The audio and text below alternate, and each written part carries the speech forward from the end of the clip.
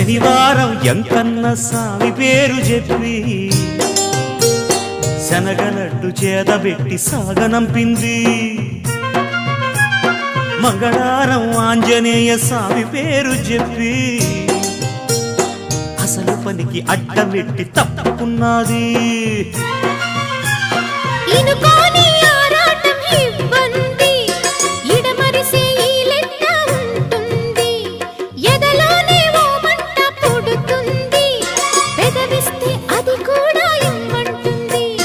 చిరుముద్దుకి ఉండాలి చీకటి అంది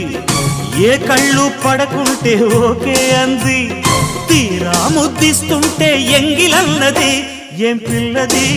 ఎంత మాటన్నది బాగున్నది